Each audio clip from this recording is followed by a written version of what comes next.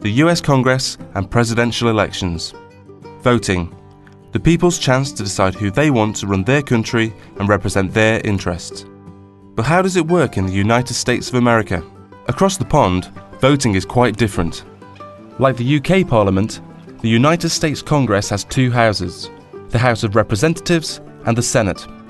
Unlike the UK, there are public elections for both houses, and a third separate election is held to choose a president. In the US, the president is both the head of state and the head of government. In the UK, these roles are carried out separately by the monarch and the Prime Minister.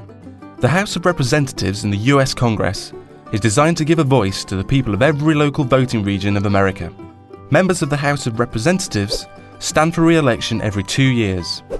Each state is split into districts, and each district votes for one representative.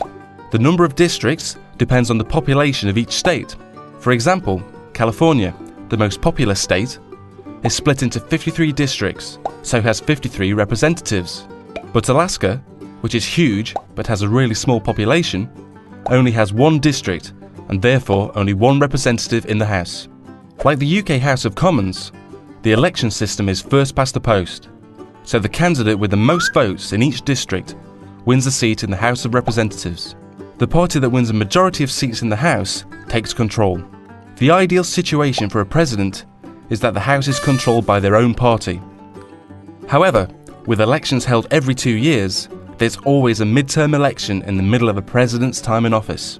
If the public thinks that the president's not doing a great job, they can vote in more members of the opposition party, making it more difficult for the president to pass laws. The Senate in the US Congress, like the House of Lords in the UK Parliament, is sometimes called the upper house.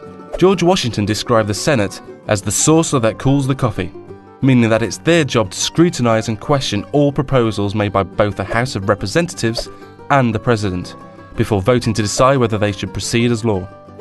Senators, like members of the House of Representatives, are also elected to their seats by the public.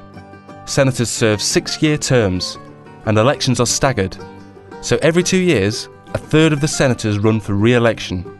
Each state is represented by 2 senators, regardless of its population. And again, the first past the post voting system is used, so the candidate with the most votes wins. So how do Americans choose their leader? Well, presidential elections take place every 4 years. The 2 main parties, the Democrats and the Republicans, host big get-togethers where they choose their presidential candidate, the person they think will be the best leader for the nation. The winning candidate then chooses their vice presidential candidate, also known as their running mate, to help support the campaign.